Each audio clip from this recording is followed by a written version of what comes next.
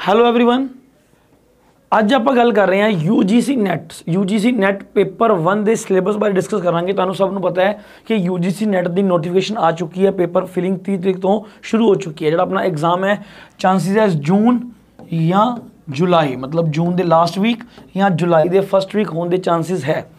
तो अरोड़ा क्लासिस तुहाडे लई यूजीसी नैट पेपर 1 का एक बैच लैके आए हैं, जिहदे विच जिहड़े भी स्टूडेंट्स इंटरस्टड होणगे, जिहड़े भी स्टूडेंट इंटरस्टड हैगे है वो इन्हां बारे इन्हां दे विच इनरोल हो सकते, स्टूडेंट्स इनरोल हो सकते हैं, जिहदे विच असीं तुहानूं प्रॉपर देखो इहदे विच प्रॉपर स्टडी मटीरियल प्रोवाइड किया जाएगा, प्रॉपर तुहानूं जिहड़ा हैगा MCQ सैशनस लगाए जाएंगे, टेस्ट सीरीज लगाई जाएगी, हर एक चीज़ का टॉपिक नूं तुहानूं प्रॉपर गाइडेंस दी जाएगी, डाउट सैशन लगाए जाएंगे।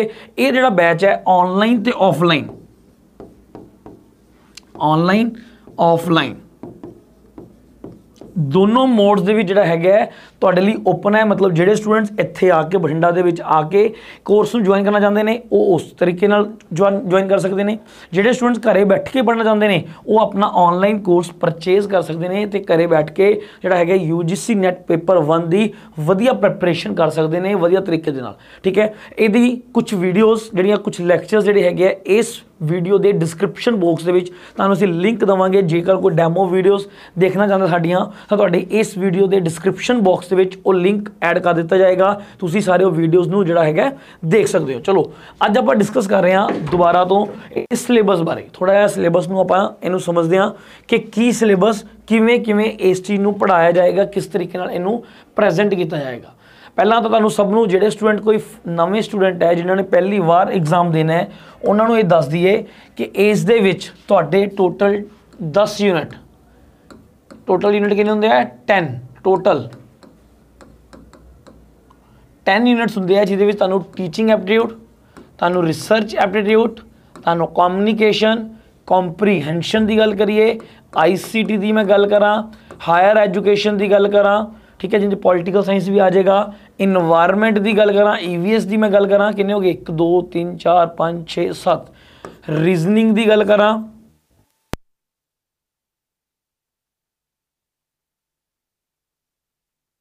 लॉजिकल रीजनिंग 4 5 6 7 8 9, एक किहड़ा रह गया अपने को teaching aptitude, research, communication, comprehension, ICT, higher education, EVS, reasoning, logical reasoning, एक पार्ट DI, एक किहड़ा रह गया अपना DI। ये तुहाडे 10 यूनिट तुहाडे जिहड़े हैगे पेपर दे विच आउणगे, पहला तो की सीगा पिछले लैक्चरस पहला अज तो 2 साल पहला की हो रहा सीगा कि हर एक यूनिट दे विचों 5 क्वेश्चन पूछे, 5 क्वेश्चन पूछे जाते सी, मतलब असी कोई भी यूनिट छड्डदे सी दैट मीनस असी अपने 10 नंबर्स का जिहड़ा लॉस कर रहे हैं। तो पता है ना हर एक क्वेश्चन 2 मार्क्स, टोटल क्वेश्चन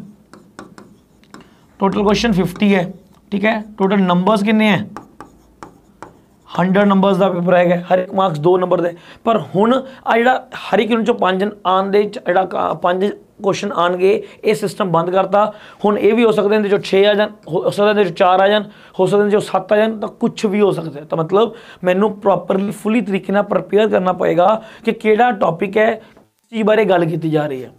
ठीक, हर एक देखो हरेक जो टॉपिक का एक्सपर्ट तुहानूं पढ़ाएगा, इंग्लिश जिहड़ा इंग्लिश का एक्सपर्ट होएगा, DI के एक्सपर्ट्स होणगे, टीचिंग एप्टीट्यूड जिहड़े पढ़ा रहे हैं, रिसर्च जिहड़ा हैगा टीचिंग एप्टीट्यूड रिसर्च, ठीक, ये तुहानूं मैं टीच करांगा, इंडियन लॉजिकल तुहानूं मैं टीच करांगा। मतलब तुहानूं एक एक्सपर्ट टीम जिहड़ी हैगी प्रोवाइड की जाएगी प्रॉपरली, जिहड़ा अपने अपने फील्ड दे विच की होणगे एक्सपर्ट होणगे। चलो अज आपां थोड़ा जिहा टीचिंग एप्टीट्यूड, रिसर्च एप्टीट्यूड या बाकी सिलेबस नूं देख लैंदे जिहड़े स्टूडेंट्स ने पहला फर्स्ट टाइम अटैम्प्ट दे रहे हैं। ठीक है, हुण जे मैं क्वालिफिकेशन की गल करा तो क्वालिफिकेशन भी समझ लो, इनू पेपर नूं फिल करन दी क्वालिफिकेशन की है मास्टर डिग्री। तुहाडी किसी भी फील्ड की मास्टर डिग्री जिहड़ी हैगी है वो परसन, जेकर किसी ने मास्टर डिग्री MA इकनॉमिक्स है, हिस्टरी है, पंजाबी है, इंग्लिश है, कुछ भी कॉमर्स है, वो सारे यूजीसी नैट का एग्जाम दे सकते हैं। जिहड़े बच्चों का फर्स्ट ईयर कंप्लीट हो चुका है, तो दूसरे ईयर दे विच हैगे है वो स्टूडेंट भी प्रॉपर वैलिड माने जाएंगे इस पेपर के लिए। क्लीयर, तो इस चीज़ को ध्यान रखियो, क्वालिफिकेशन को ध्यान रख लियो तो अपना पेपर को फिल करो। अज आप डिस्कस करांगे टीचिंग एप्टीट्यूड बारे। तो टीचिंग एप्टीट्यूड ਦੇ ਵਿੱਚ देखो सब तो पहले ਤੁਹਾਨੂੰ पता होवे टीचिंग की है, टीचिंग की है ट्रांसफर ऑफ नॉलेज, ठीक है। एप्टीट्यूड पता होवे एप्टीट्यूड की है इनेट अबिलिटी कि एट प्रेजेंट ਤੁਹਾਡੇ ਕੋਲ ਕਿਹੜੀ ਅਬਿਲਿਟੀਜ਼ ਹੈ ਜਾਂ ਇਨਬੋਰਨ ਤੁਹਾਡੇ ਕੋਲ ਕਿਹੜੀਆਂ ਅਬਿਲਿਟੀਜ਼ ਹੈ, ਕਿਵੇਂ ਤੁਸੀਂ ਉਹਨੂੰ ਪ੍ਰੈਜ਼ੈਂਟ ਕਰਾਂਗੇ। ਆਪਾਂ ਹਰ ਇੱਕ ਚੀਜ਼ ਨੂੰ ਨਾ ਪਹਿਲਾਂ ਦੇਖੋ ਉਹਦਾ ਐਨਾਲਿਸਿਸ ਕਰ ਦਾਂਗੇ, ਤੋੜ ਦਾਂਗੇ, ਹਰੇਕ ਚੀਜ਼ ਨੂੰ ਅਲੱਗ-ਅਲੱਗ ਤਰੀਕੇ ਦੇ ਨਾਲ ਤੋੜ ਦਾਂਗੇ, ਫਿਰ ਉਹਨੂੰ ਜਿਹੜਾ ਹੈ ਇਕੱਠਾ ਸਿੰਥਸਿਸ ਕਰਾਂਗੇ, ਇਕੱਠਾ ਕਰਾਂਗੇ। ਲੈਂਗੁਏਜ ਕੋਈ ਪ੍ਰੋਬਲਮ ਨਹੀਂ ਹੈਗੀ, ਇੰਗਲਿਸ਼ ਕਹੋਗੇ ਇੰਗਲਿਸ਼ ਨਾਲ ਚੱਲੀ ਜਾਏਗੀ, ਲਿਖਿਆ ਮੈਟਰ ਸਾਰਾ ਇੰਗਲਿਸ਼ 'ਚ ਹੀ ਜਾਏਗਾ। पंजाबी एक्सप्लेनेशन कहोगे पंजाबी एक्सप्लेन करूँगा, हिंदी के बोलोगे, ठीक है, अगर हिंदी में आप बोलोगे तो हिंदी में भी हम एक्सप्लेन कर सकते हैं, ठीक है। तो वो जिस तरह से बच्चों की रिक्वायरमेंट होगी, स्टूडेंट्स की रिक्वायरमेंट होगी, उसी तरीके से जो सिलेबस है वो क्या किया जाएगा, प्रेजेंट किया जाएगा आपके सामने। तो लैंग्वेज मैटर नहीं करती, जो लैंग्वेज बोलोगे आप वही लैंग्वेज प्रेजेंट करांगे। हाँ जी, ਹੁਣ ਪਹਿਲਾ ਕੰਸੈਪਟ ਕੀ ਹੈ ਟੀਚਿੰਗ। ਤਾਂ ਪਹਿਲਾਂ ਤੁਹਾਨੂੰ ਟੀਚਿੰਗ ਬਾਰੇ ਪਤਾ ਹੋਵੇ, ਟ੍ਰਾਂਸਫਰ ਆਫ ਨੌਲੇਜ ਹੈ, ਕਿਵੇਂ ਬੱਚਿਆਂ ਤੋਂ ਨੌਲੇਜ, ਬੱਚਿਆਂ ਦੇ ਅੰਦਰੋਂ ਨੌਲੇਜ ਨੂੰ ਕਢਵਾਉਣਾ, ਕਿਸ ਤਰ੍ਹਾਂ ਸਿਚੁਏਸ਼ਨ ਨੂੰ ਪ੍ਰੋਪਰ ਕੰਸੈਪਟ ਸਮਝਾਂਗੇ ਵਿਦ ਡੈਫੀਨੇਸ਼ਨਸ, ਉਹਦੇ ਆਬਜੈਕਟਿਵਸ ਕੀ ਹੈ, ਕਿਉਂ ਟੀਚਿੰਗ ਕੀਤੀ ਜਾ ਰਹੀ ਹੈ, ਕਿਉਂ ਟੀਚਿੰਗ ਕਰਵਾਈ ਜਾ ਰਹੀ ਹੈ, ਕਿਸ ਤਰੀਕੇ ਨਾਲ ਟੀਚਿੰਗ ਕਰਵਾਈ ਜਾ ਰਹੀ ਹੈ, ਕਿਹੜੇ ਮੈਥਡ, ਆਬਜੈਕਟਿਵ, ਨੇਚਰ, ਟ੍ਰਾਈਪੋਲਰ ਕਰਾਂਗੇ, ਲੈਵਲਸ ਦੀ ਗੱਲ ਕਰਾਂਗੇ। ਆਪਾਂ ਲਿਖਿਆ ਹੋਇਆ ਨਾ ਲੈਵਲਸ, जिंदे आप memory level Herbart, understanding level Morrison, reflective level Hunt, की ने दिता की इहदे मैरिट्स है,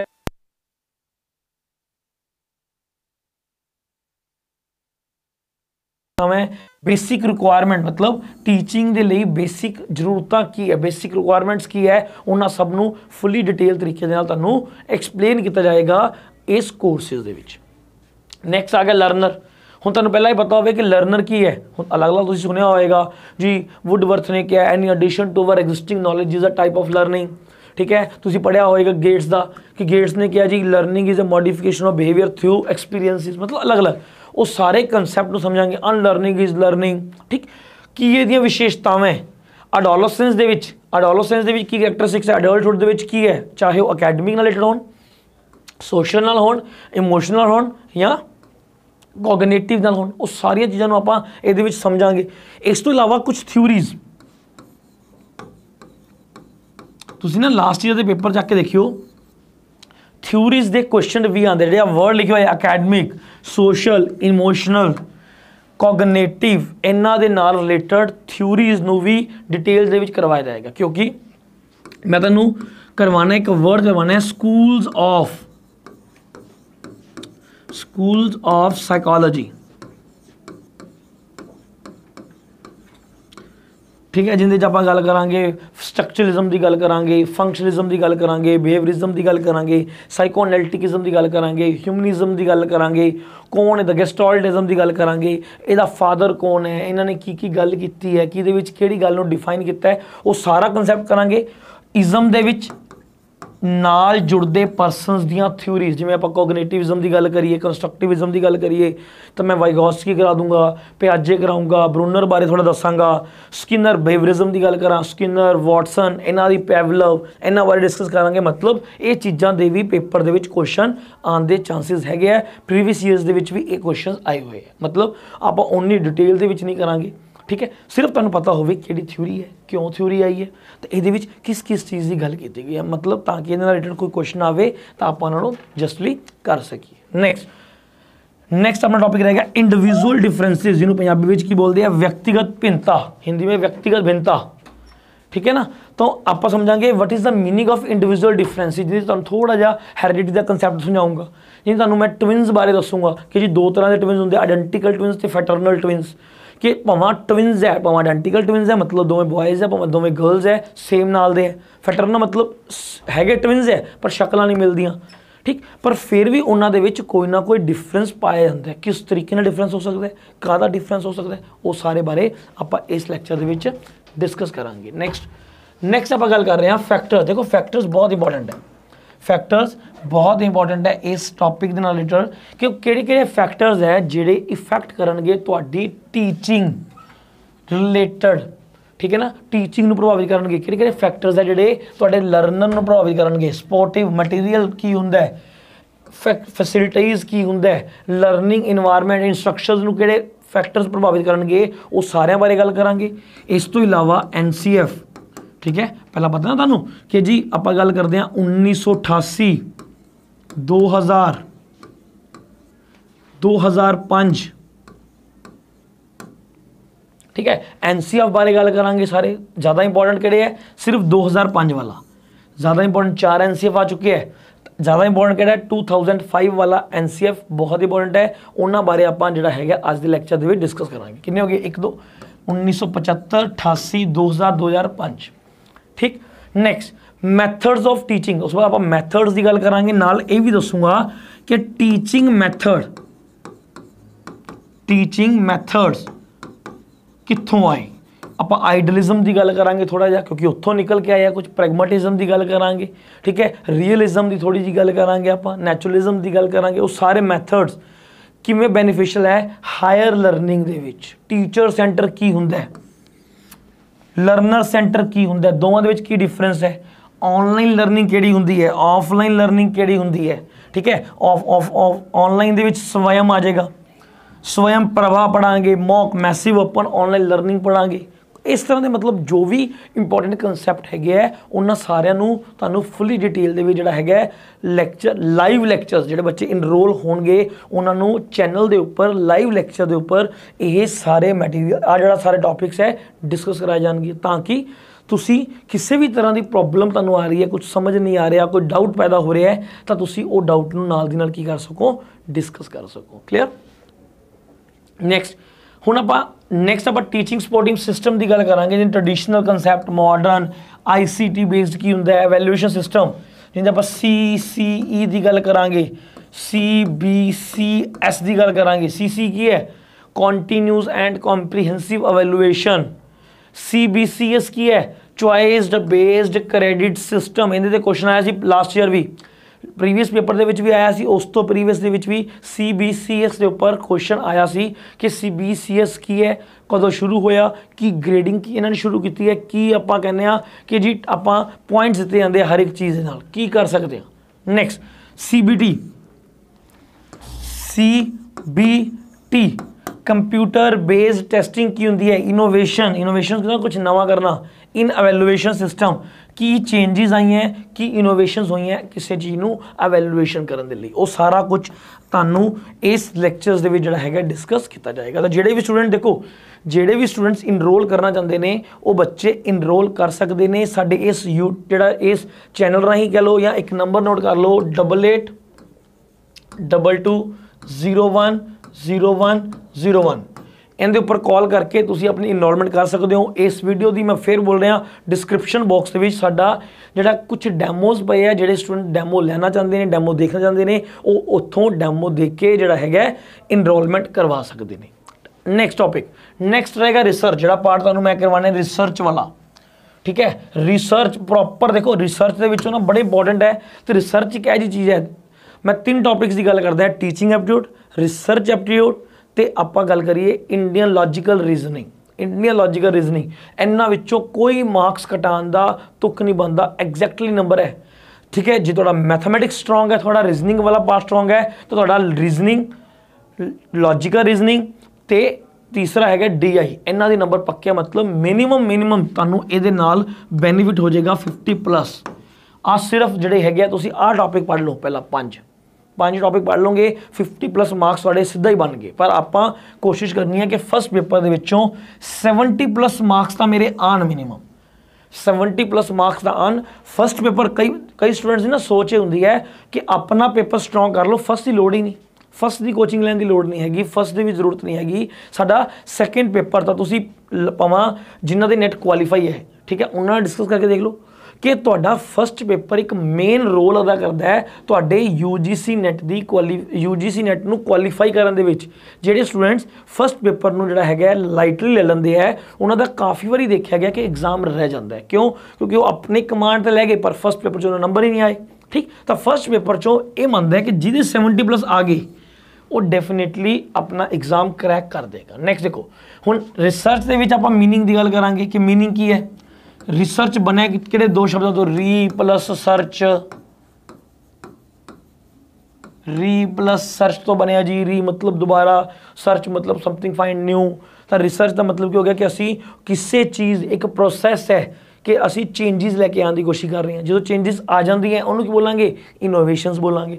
डिस्कवरी की होंगी है, इन्होंने सारे बारे ना जेडे मैं कमेंट छड़ रहा, डिस्कवरी की होंगी है, इन्वेंशन की होंगी है, ये सारा कुछ तुसी अपनी चैट दे विच कमेंट्स दे विच तुसी दसना है कि की चीज़ होंगी है, ताकि पता लगे तुहानूं इन्ना बेसिक नॉलेज तो होएगी।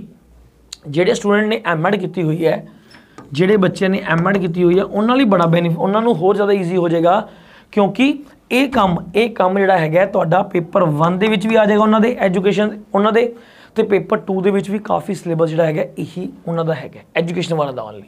ठीक है, हुण आपां गल करांगे टाइप्स किहड़ियां, जिहदे विच काफ़ी टाइप्स की आपां गल करांगे। ठीक है जी, प्योर रिसर्च की गल करांगे, बेसिक रिसर्च हो गया, अपलाइड हो गया, एक्शन चो हर बारी क्वेश्चन आंदा है, एक्शन रिसर्च की हो गया।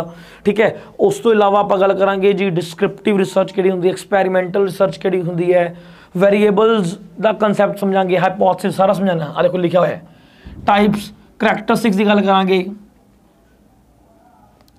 ਆਪਾਂ ਇਹਦੇ ਕਰੈਕਟਰਿਸਟਿक्स की गल करांगे, की विशेषता है, पॉजिटिविज्म की है, पोस्ट पॉजिटिविज्म की अप्रोच हैगी है, इहदे चो एक क्वेश्चन पक्का आंदा हुंदा है। ठीक है, इनू समझांगे। मैथड्स एक्सपैरीमेंटल हो गया, descriptive, historical, qualitative, quantitative. Qualitative दे विच किहड़े-किहड़े आउणगे, क्वांटिटेटिव विच किहड़े-किहड़े आउणगे, पूरी डिटेल स्टैप्स की है रिसर्च दे, तो नहीं कि बस जी मैं कोई मर्जी स्टैप फॉलो करूँगा तो रिसर्च हो जाएगी।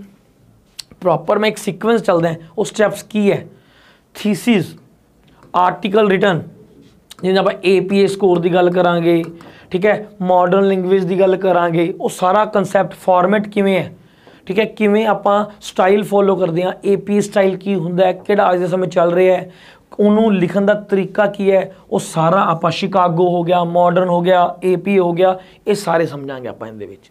नैक्सट एप्लीकेशन ऑफ ICT का रिसर्च दे विच की यूज़ है, कि ICT का बेनीफिट है रिसर्च दे विच, ICT नूं आपां किवें यूज़ लै सकते हैं। ठीक है, हुण तुहानूं पता होएगा प्लैगरिज्म का कंसैप्ट बड़ा चल रहा है, बड़े क्वेश्चन बन सकते हैं उत्थों भी। एक क्वेश्चन तो उहदे चों पक्का ही आएगा प्लैगरिज्म के उपर, कि जी प्लैगरिज्म का की है, कि अजकल एक सॉफ्टवेयर आ गया, तुहाडी जिहड़ी डेजर्टेशन होएगी, तुहाडा थीसिस होएगा, उहदे च पाओ, वो दस देगा तुसीं कॉपी तो नहीं किता कितों, किसी का चक के एज इट इज चेप तो नहीं दिता था, ये भी बेनीफिट कर रहे मैनूं, वो सारा कंसैप्ट समझांगे। ठीक, लास्ट आ गया research ethics, very very important. Ethics की हो गए, ठीक है ना, आप इहदे च आपां गल करांगे, आप किसी की कॉपी नहीं करनी, परमिशन लैके काम करना है, किवें डाटा नूं इंक्लूड किया, सारा मैटर दसना है, एथिक्स अकॉर्डिंग होना चाहिए। ठीक, मतलब एथिकली की चीज़ सही है, किवें चीज़ नूं, मतलब मैं कोई बायसनेस नहीं लैके आनी, कोई कॉपी पेस्ट नहीं करना, मैं की करना है हर एक चीज़ नूं एक सिस्टम दे विच, हर एक चीज़ नूं ओरिजिनैलिटी नाल पेश करना है, वो है रिसर्च एथिक्स। ये भी कंसैप्ट नूं आपां समझांगे। हुण देखो इत्थे गल खत्म नहीं हुंदी, इत्थे गल खत्म नहीं हुंदी, बहुत सारे कंसैप्ट जिवें सैंपलिंग दे विचों क्वेश्चन आया हुंदा है कि जी सैंपलिंग की हुंदी है, दो तरह की हुंदी है, प्रोबेबिलिटी, नॉन प्रोबेबिलिटी। प्रोबेबिलिटी अगे 5 प्रकार की हुंदी है, नॉन प्रोबेबिलिटी नूं 5 प्रकार की वंडदे हैं, वो सारा। वेरीएबल्स कि जिहड़ी चीज़ वेरीएबल करते, इंडिपेंडेंट वेरीएबल होंगे है जी, डिपेंडेंट वेरीएबल होंगे है, एक्सट्रोनियस वेरीएबल होंगे है। ठीक है ना, इंटरवेनिंग वेरीएबल्स होंगे है, किहड़े पहला होंगे है, किहड़े बाद चों आते हैं, की असर पाते हैं। हाइपोथेसिस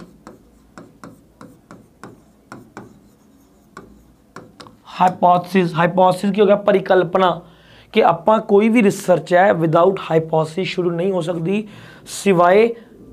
सिवाय हिस्टोरिकल रिसर्च। हिस्टोरिकल रिसर्च है जिंदे हाइपोथेसिस बनाओ या ना बनाओ शुरू हो सकता है, पर हाइपोथेसिस की है, नल हाइपोथेसिस की होंदा है, अल्टरनेट हाइपोथेसिस की होंदा है, वन टेल,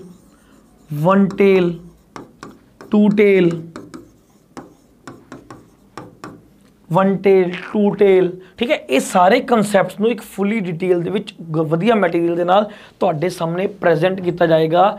ये आपां कोई ये नहीं कि PPT खोल ली तो आपां उन्होंने पढ़ाना शुरू करता, PPT नूं आपां इहनूं फुली एक्सप्लेन जिवें आपां हुण लिख के कर रहे हैं, इसे तरीके नाल तुहानूं पूरी चीज़ नूं लिख के पेश किया जाएगा। सिर्फ वो चीज़ों नूं प्रेजेंट किया जाएगा जिहड़ा टाइम कंज्यूमिंग है, मतलब इहनूं अगे 2 पार्ट्स बनना, लिखे लिखाया मिल जाएगा, उन्होंंने एक्सप्लेन आपां इस तरीके नाल लिख के करांगे, क्योंकि इहदे नाल तुहाडी लर्निंग भी ज़्यादा होएगी, तुहानूं हर एक कंसैप्ट के नाल MCQs भी प्रोवाइड करवा दिए जाएंगे। नैक्सट थोड़ा पार्ट रहेगा कॉम्प्रीहेंशन। देखो इहदे ना इंग्लिश का तुहानूं कॉम्प्रीहेंशन आएगा, इंग्लिश हिंदी दोनों, तुसीं उहनूं इंग्लिश भी कर सकते हो, हिंदी भी कर सकते हो।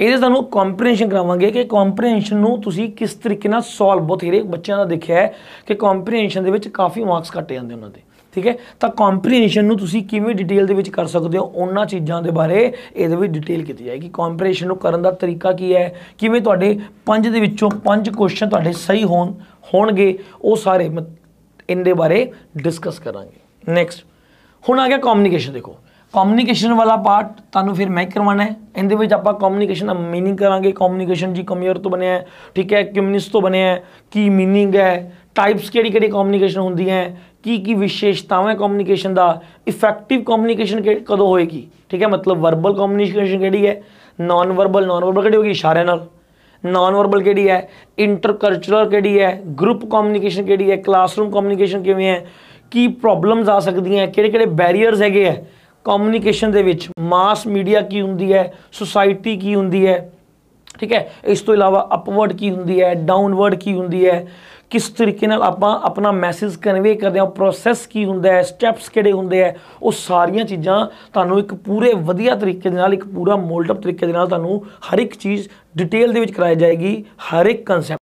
हाँ जी, तो अपना की है UGC नैट के जो एनवायरमेंट के सिलेबस की आप अगर गल करिए तो एनवायरमेंट सिलेबस के पहला की लिखा हुआ development and environment millennium development, ठीक है। मैं तुहानूं दस दिना ये क्यों ओवरऑल डिवेलपमेंट की गल की गई आ।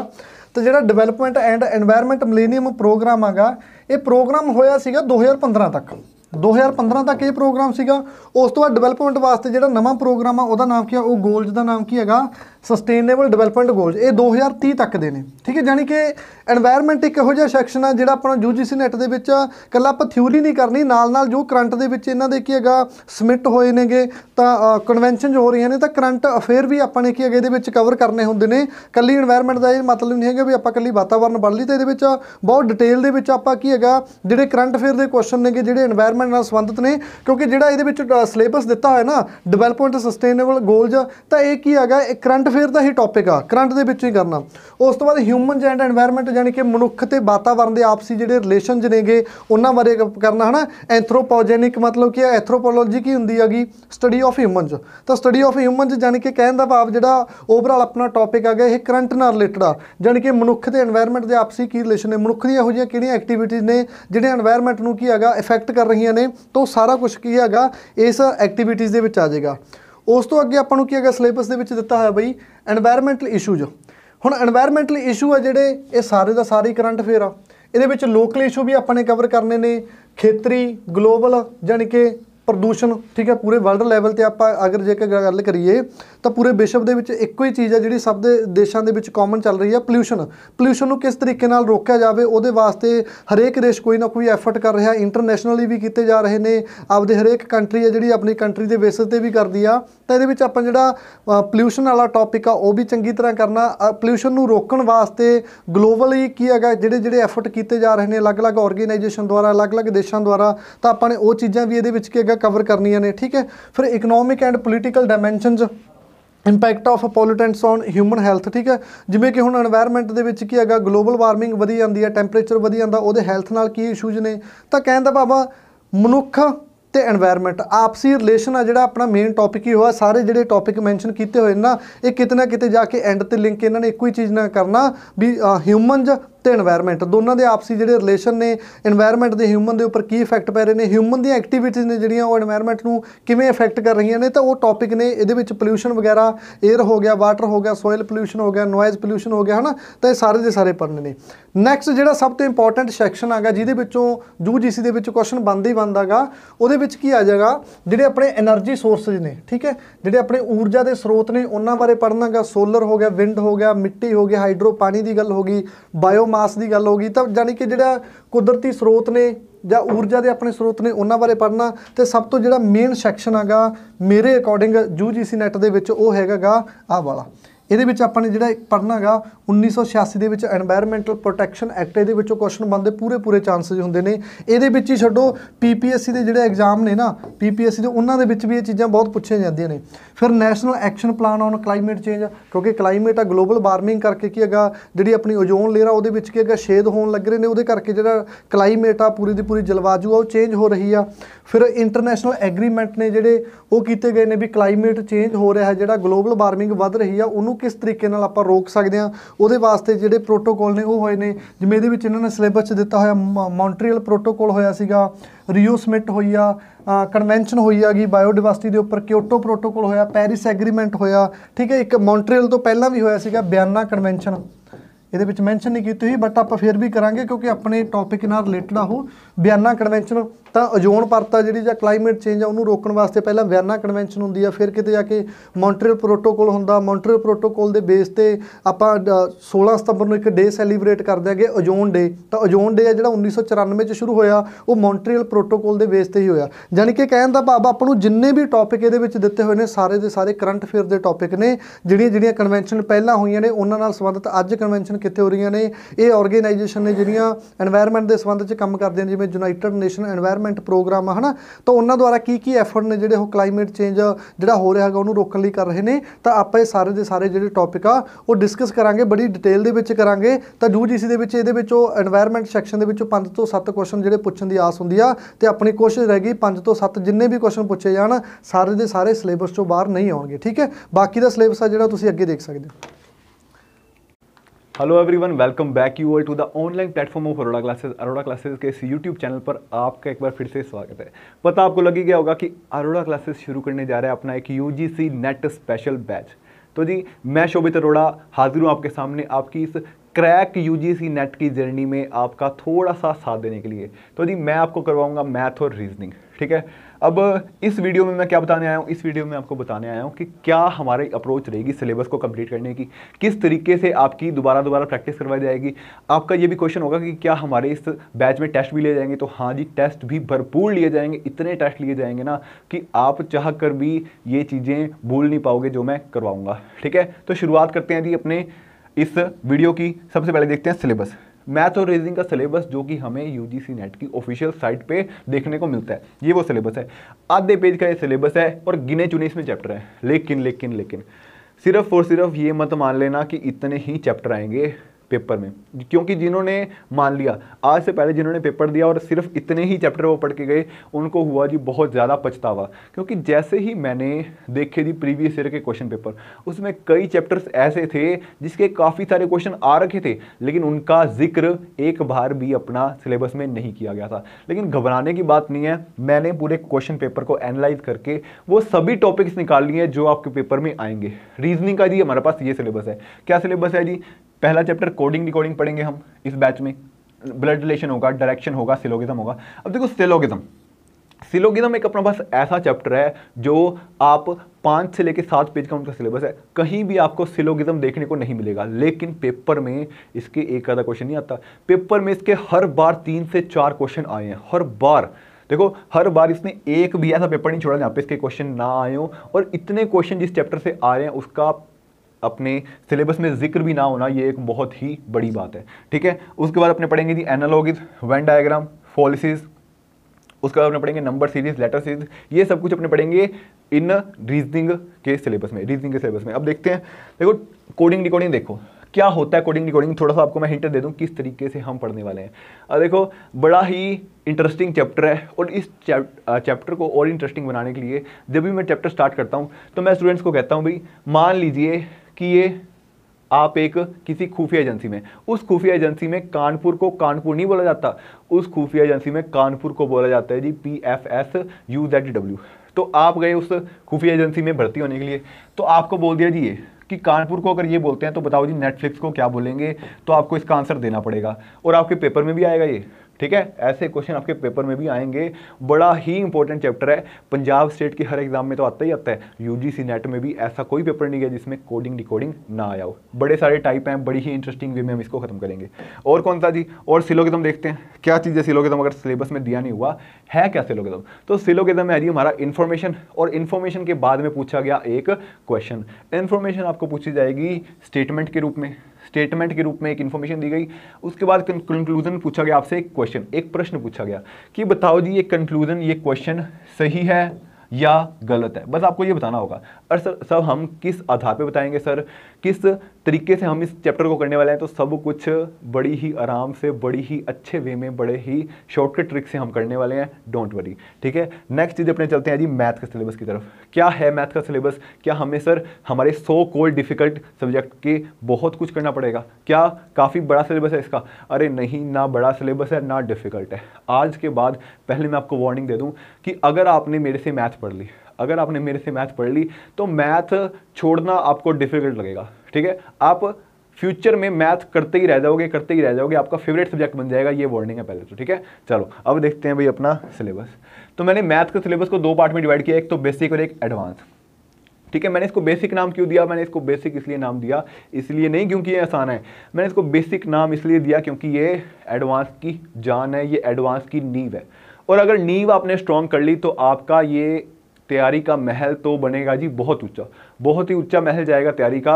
आप बिल्कुल बेफिक्र हो जाना। ठीक है, सिर्फ आपको कहाँ मेहनत करनी है, आपको इस बेसिक पार्ट में मेहनत करनी है। और इतने इंटरेस्टिंग वे में मैं बताने वाला हूँ बेसिक पार्ट कि आप का जो डर है मैथ को लेके, उसका 90 से 95% डर तो मैं सिर्फ इन चैप्टर को करवा के निकाल दूंगा। और मैं सुजेस्ट करूंगा कि जिनको भी मैथ का डर है ना, वो ये वाले चैप्टर कर लेना, डर खत्म है मैथ का। ठीक है, क्योंकि इन चैप्टर्स के आधार पे ही ये सब चैप्टर होंगे। अगर आपको देखो फ्रैक्शन और percentage, fraction percentage, next chapter है रेशियो प्रोपोर्शन, बड़े ही इंपॉर्टेंट चैप्टर है। उसके बाद है एवरेज चैप्टर। अगर आपने ये 3 चैप्टर कर लिए तो आपको time and distance, advance math का, profit and loss, interest, discount, ये सभी चैप्टर करने में दिक्कत आने ही नहीं वाली, बिल्कुल दिक्कत खत्म हो जाएगी। क्योंकि इन सब की जो हम ट्रिक्स सीखेंगे वो सभी ट्रिक्स इनमें अप्लाई होंगी। इन सभी चैप्टर का जो निचोड़ है वो हम यहाँ पर अपना यूज़ करेंगे। ठीक है, अब एडवांस मैथ में कौन सा है जी? अपना टाइम एंड डिस्टेंस, यानी कि समय और दूरी। उसके बाद है जी हमारा profit and loss, profit and loss यानी कि हमारा फ़ायदा, नफ़ा और नुकसान। ठीक है, फ़ायदा नुकसान। उसके बाद है जी इंटरेस्ट, इंटरेस्ट यानी कि जो हम कहते हैं ब्याज। ठीक है, ब्याज पे पैसा दिया, अगर आप 1000 रुपये ब्याज पे दोगे 10% के हिसाब से, तो आपको साल बाद कितना मिलेगा? कुछ इस तरीके के क्वेश्चन भी हम यहाँ पर करेंगे। ठीक है, उसके बाद डिस्काउंट, डिस्काउंट हमारा प्रॉफिट एंड लॉस के बीच में आया था, पता नहीं इन्होंने अलग क्यों दिया। तो डिस्काउंट भी बहुत ही इंटरेस्टिंग चैप्टर है। अब आपको एग्जाम्पल देता हूँ कि जब हम करते हैं ना ये वाला चैप्टर, तो बच्चों का फेवरेट चैप्टर बन जाता है एक तरीके से प्रॉफिट एंड लॉस। क्योंकि हम एग्जाम्पल इस तरीके के लेते हैं, हम कहते हैं जी मान लो आप कोई दुकानदार हो। ठीक है, साड़ी वाली दुकान पे आप काम करते हो, साड़ी की दुकान है आपकी एक, नहीं, अरे कोई बात नहीं, मुझे पता है आप यूजीसी नेट क्लियर करके बहुत बड़ी आप ऑफिशियल बनने वाले हो, लेकिन एक बार मानने में क्या जाता है, मान लो आपकी साड़ी की दुकान है आपकी। ठीक है, 2 लेडीज़ आई, दुकान की सारी साड़ियाँ देख के उन्होंने एक साड़ी पसंद की और वो साड़ी पैक करवा के बड़ी खुशी से जा रही है। जब काउंटर पे पहुंची उन्होंने कहा, अरे भैया थोड़ा ठीक लगा लो, हम तो हर बार आपकी दुकान पे आते हैं, हम तो हर बार ही आपकी दुकान पे आते हैं। तो ये सुन के थोड़ा ना दुकानदार का दिल पिघल गया कि भाई हर बार मेरी दुकान पे आते हैं तो मुझे इनको कुछ ना कुछ डिस्काउंट देना चाहिए। उसने उसको कुछ ना कुछ डिस्काउंट ही देनी, यानी कि छूट दी। उसके बाद उसको क्या प्रॉफिट हुआ, उसके बाद उसको क्या नुकसान हुआ, ये सब कुछ प्रॉफिट एंड लॉस के अंडर ही आ जाता है। तो बड़े ही इंटरेस्टिंग तरीके से हम पूरा मैथ का और रीजनिंग का सिलेबस करने वाले हैं, ये आप जान ही चुके होंगे। ठीक है, तो मिलेंगे अपने, अच्छा रुको, एक है जी हमारा data interpretation, most important chapter भी आप इसको कह सकते हो। यानी कि मतलब ना काफ़ी ज़्यादा क्वेश्चन इस इकलौते चैप्टर से आपके यूजीसी नेट में आते हैं। ठीक है, कोई भी एक ऐसा पेपर नहीं निकला जहाँ पे इससे 4 से लेके 5 क्वेश्चन ना आए हों। हर पेपर में इसके क्वेश्चन आए हैं और हम इसको इतनी डिटेल में करने वाले हैं ना, इतनी डिटेल में, इतने सारे इसकी प्रैक्टिस शीट होगी, इतनी सारी इसके टेस्ट होंगे कि आप चाह कर भी ये चैप्टर भूल नहीं पाओगे। ठीक है जी, तो चलिए मिलेंगे अपने बैच के अंदर। Okay then, bye bye, see you in the batch. Okay.